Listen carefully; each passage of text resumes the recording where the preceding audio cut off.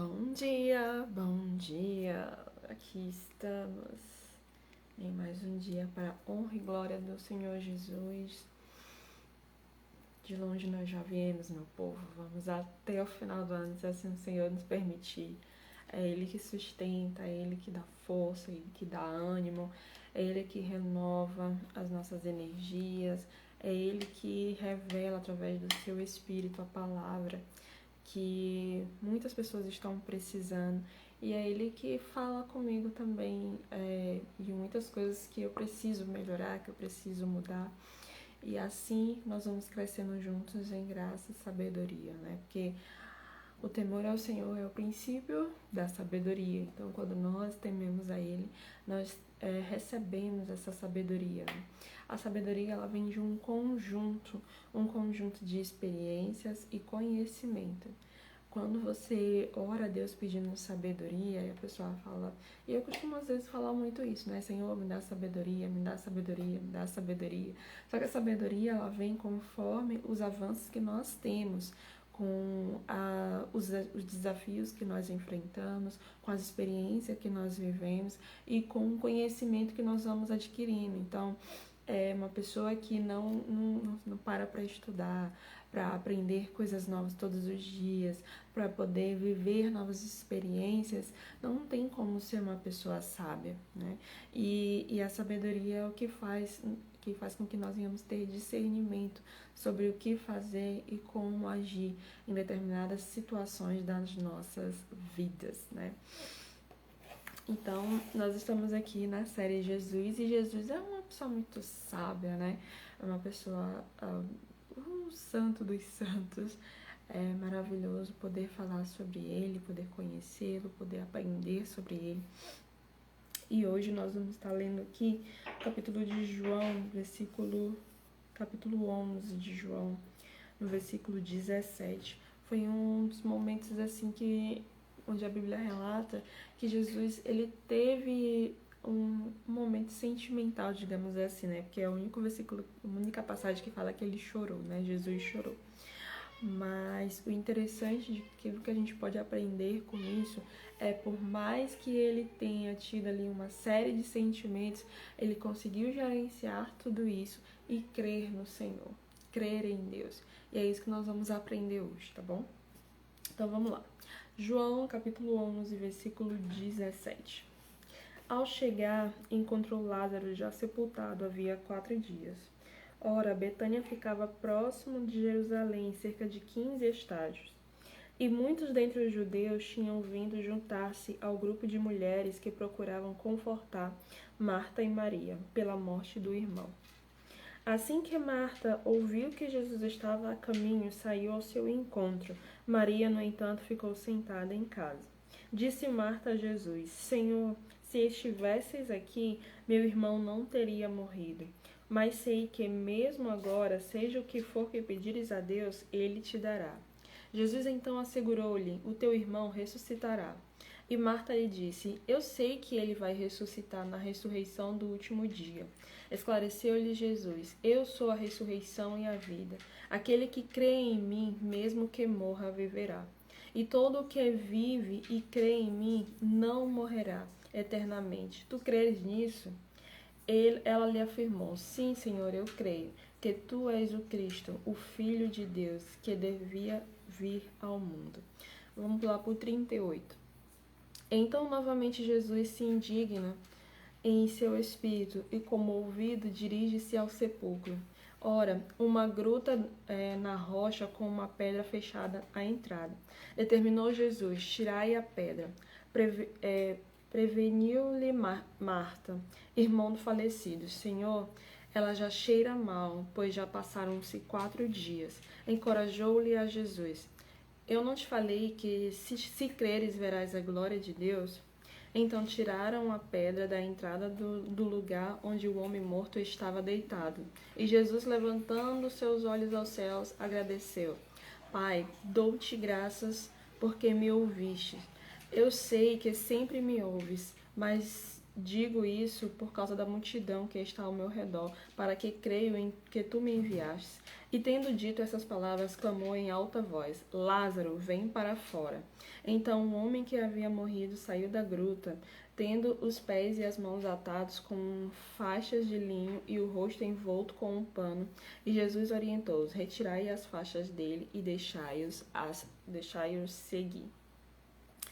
Bom, aqui nós temos uma série de aprendizados aqui para a nossa vida, principalmente em relação à gestão emocional, tá? Esse é uma das passagens, assim, pouquíssimas passagens que falam das emoções que Jesus tinha naquele momento. Ele se comoveu, porque Lázaro era o seu amigo, né? Então ele gostava muito daquela família, né, dos 3 irmãos. Ele já tinha ido outras vezes lá comer com eles, né, estar com eles. Tem uma outra passagem que fala de Marta e Maria, de uma ocupada e a outra ouvindo. Então Jesus, ele convivia com aquelas pessoas, né, e ele gostava muito de Lázaro.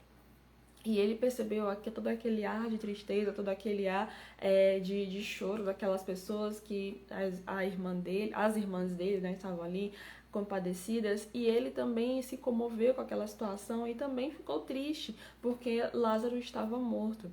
Mas algo que a gente acaba passando desapercebido nessa passagem é que, por mais que Jesus estivesse ali triste por aquele momento que aconteceu, por aquela morte que tinha acontecido, ele tinha uma certeza de alguma coisa, que ele poderia reviver, que aquele homem poderia ressuscitar. Não futuramente, quando acabasse o mundo, mas naquele momento, porque Jesus tinha a certeza que ele era a ressurreição e a vida. É algo muito, muito interessante quando nós temos a consciência de quem nós somos e qual o nosso propósito na face da terra. Nós, por mais que tenhamos, situações ruins, tristezas ali, momentos onde a gente vai chorar, momentos onde a gente vai acabar ficando tristes, por mais que a gente passe por essas situações, por lutas, por provas, no final nós temos a certeza que nós vamos passar por aquilo dali, que aquele momento é passageiro e nós vamos conseguir ultrapassar aquela fase, que nós vamos conseguir ir para o próximo nível. Mas para isso precisa de autoconhecimento, de autoimagem, de você saber quem você é, de você saber o seu propósito e principalmente crer em Deus. É muito interessante quando Marta, Jesus fala para ela assim: olha, Marta, eu sou a ressurreição e a vida. O seu irmão está apenas dormindo, né? E aí ela fala assim: não, Senhor, eu sei que um dia ele vai ressuscitar no último dia, né? E ele fala assim: olha, aquele que crê em mim, mesmo que morra, viverá. E aí ele perguntou: você crê nisso? Ela: eu creio. E aí logo depois, quando Jesus vai lá e manda tirar aquela pedra, ela diz: Senhor, mas o meu irmão já está 4 dias ali, já está cheirando mal. E Jesus fala para ela: Marta, eu falei para você que se você crer, você verá a glória de Deus. Tipo assim, ao mesmo tempo que ela creu em um determinado momento, parece que a situação ali mudou e ela começou a duvidar de novo. Mas não foi... a dúvida dela acabou não impedindo, né, o Senhor Jesus de agir. Mas são 2 pontos, 2 aprendizados que nós podemos tirar aqui dessa passagem, né? O primeiro é Marta cria em Deus, que ela falou que cria, mas quando foi no momento para provar isso, sabe, de dizer assim, ela falou para Jesus: olha, eu creio que o Senhor é o Messias, que o Senhor é enviado de Deus e que se tu pedires qualquer coisa para Deus, Ele vai fazer. Só que creio eu que na cabeça dela ela não imaginava que o pedido que Jesus iria fazer para Deus seria ressuscitar o irmão dela. Tanto é que logo depois ela fala assim: Senhor, já está cheirando mal, então não tira, né? Não tira a pedra. Mas o Senhor é o Deus do impossível, é o Deus que faz milagre acontecer, é o Deus que se nós crermos, nós veremos a glória dele. E ele falou isso para Marta: Marta, eu te falei, se você crer, você vai ver a glória de Deus. E naquele momento, Jesus se compadeceu, Jesus ali administrando as suas emoções, porque nos versículos anteriores fala Jesus chorou, o versículo menor da Bíblia, né, que tem uma piada que fala sobre isso. E Jesus, ele chorou. Ele estava num turbilhão de sentimentos, porque ele gostava muito de Lázaro. Mas mesmo assim, ele deixou se levar, ele deixou todos aqueles sentimentos de lado e fez o que precisava ser feito. O que isso nos ensina? O que isso nos mostra, né? Parece que todo dia é uma guerra que nós vivemos com um turbilhão de emoções, que às vezes a gente não sabe se crê em Deus ou se não crê. E aí, quando tá tudo bem, a gente tá ali agradecendo, ô Senhor, muito obrigado por tudo isso. E aí, no dia seguinte ou horas depois, acontece um imprevisto, acontece alguma coisa ruim, e aí a gente começa a duvidar de Deus de novo, e aí fica numa montanha russa, sabe, de sentimentos e emoções que a gente não consegue definir se a gente crê ou não crê em Deus.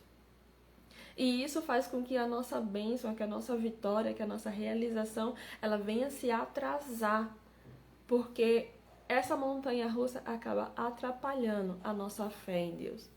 Porque fé é você acreditar em aquilo que você não pode ver, mas ter a plena certeza que o Senhor está te conduzindo naquele momento, naquela circunstância, naquela situação que você está vivendo. Só que aí, com as dificuldades, com os desafios, com os problemas, a gente fica assim, sabe, duvidando. Ai, meu Deus, será se é isso mesmo? Será se tu vai me abençoar? Será se isso que eu quero fazer vai acontecer? E aí esse turbilhão de sentimentos fica ocupando ali a sua mente e o seu coração começa a ficar ansioso e você não consegue confiar plenamente em Deus. E por não confiar plenamente em dele, aquilo que era para acontecer de imediato acaba sendo atrasando. Porque o Senhor, ele é dono de toda a sabedoria, de toda a inteligência, de tudo que está acima de nós. Só que ele colocou tudo isso em nós. Quando ele fala, façamos o homem a nossa imagem e semelhança, é justamente sobre isso, de colocar as características de Deus em nós. E aí a gente não entende isso. Às vezes a gente se esquece disso. E acha que aquele problema é maior do que Deus. Que aquela situação, aquele imprevisto é maior do que Deus. Quando na verdade não é. Só que a gente demora a lembrar disso. E Jesus, ele naquela situação, ele mostrou para Marta que ela podia confiar nele. Que independente da condição daquele morto, né, que estava ali já há 4 dias, o Senhor tinha poder para fazer o impossível acontecer.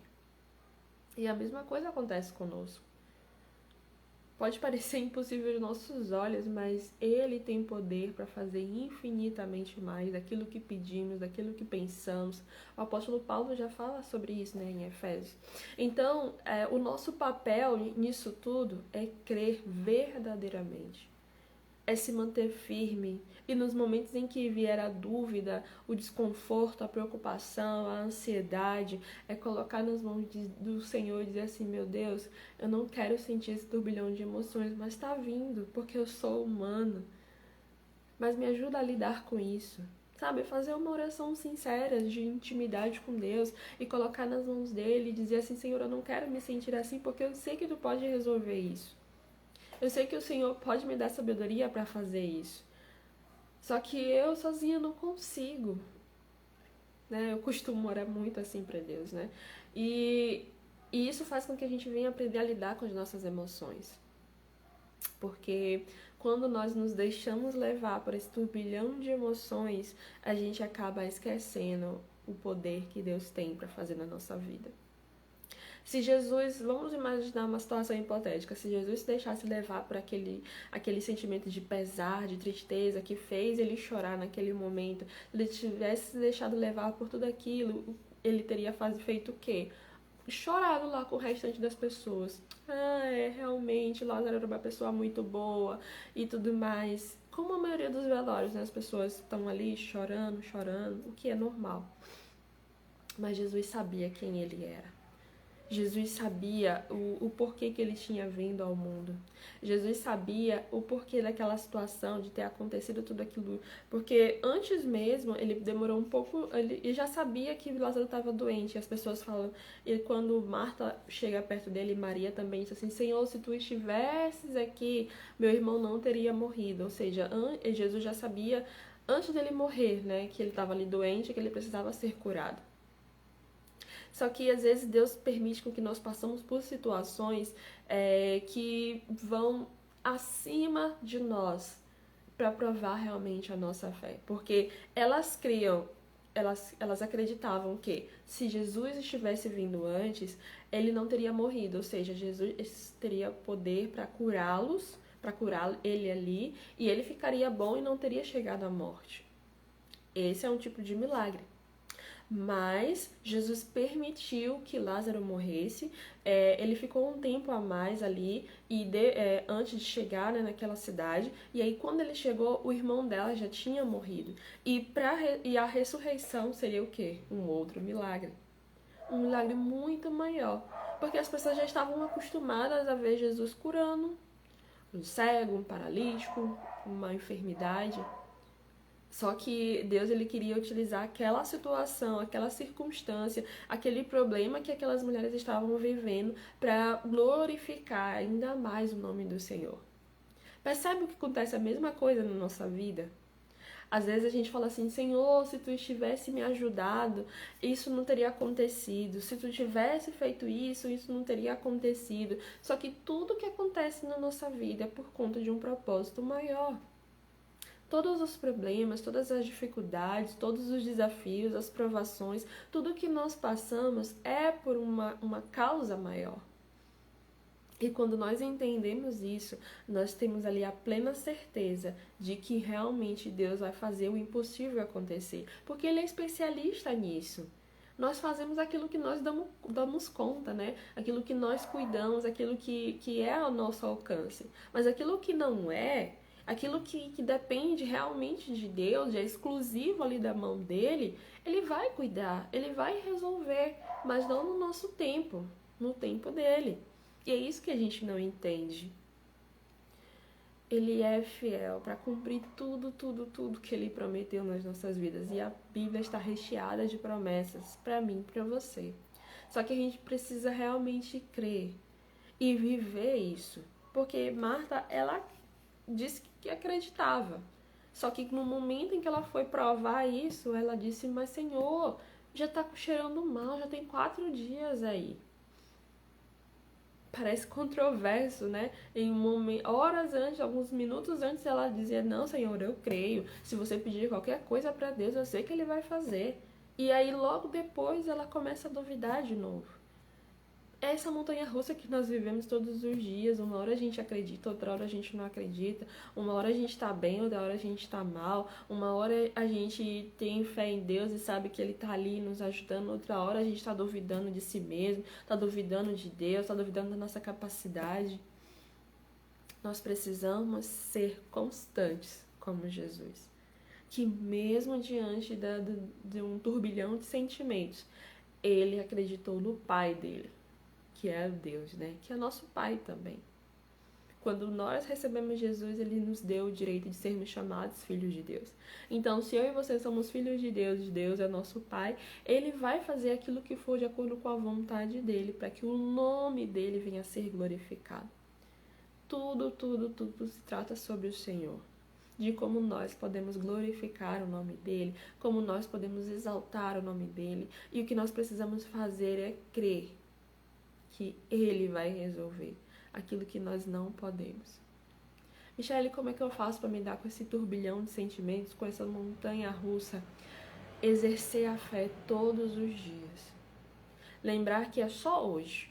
Você vive o momento do hoje todos os dias.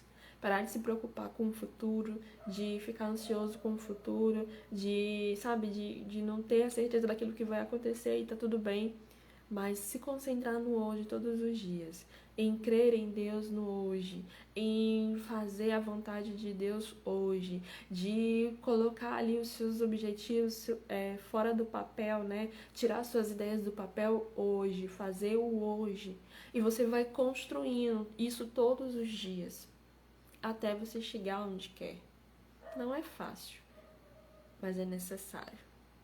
E não é impossível fazer isso. Mas para que realmente Deus possa agir na sua vida, para que Deus possa mostrar ali a magnitude do poder dele nas nossas vidas, nós precisamos exercer a nossa fé todos os dias. E a fé não é só dizer assim, eu acredito em Deus, eu sei que ele existe e tudo mais. Não é isso. Quando a Bíblia fala sobre a fé sem obras é morta, e as pessoas confundem muito que obras é só estar ali fazendo alguma coisa na igreja, exercendo algum cargo, alguma coisa, mas não.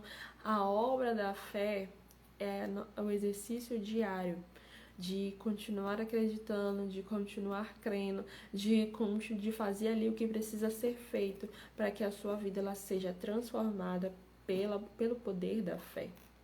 Então a gente precisa trabalhar isso.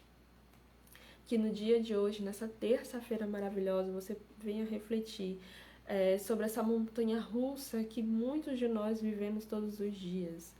De uma hora crer e outra hora não crer. De uma hora ter a certeza e outra hora ficar em dúvida.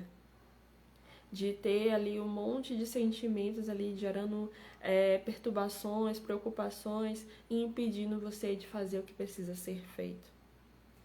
Que nós venhamos aprender com Jesus hoje. De lidar com as emoções, de lidar com os sentimentos e de crer que o Deus Todo-Poderoso pode fazer o impossível acontecer. Feche teus olhos em nome do Senhor Jesus. Graças te damos, meu Deus, porque o Senhor é bom e sempre nos ouve, sempre está conosco. Obrigado pela tua palavra nas nossas vidas. Obrigado, meu Deus, porque nós sabemos que o teu Espírito nos revela quem o Senhor é. Que o teu Espírito venha conduzir as nossas vidas, que nós possamos exercer a nossa fé todos os dias, meu Deus, com a certeza de que o Senhor está conosco, de que o Senhor está direcionando tudo e que o Senhor vai fazer o milagre acontecer, o impossível acontecer, porque não é sobre nós, mas sim para glorificar o teu nome através das nossas vidas. Derrama sobre nós o teu poder e que hoje, a partir de hoje, venhamos exercer a nossa fé sobrenatural, a nossa fé fixa, permanente, constante, para podermos viver a tua vontade nas nossas vidas. Em nome do Senhor Jesus. Amém e graças a Deus. Que você tenha um dia maravilhoso, um dia de produtividade e de resultados também, tá bom? Mas que você venha refletir sobre tudo isso que nós conversamos aqui. Um beijo no seu coração e até amanhã estaremos juntos novamente às 6h27. Beijão!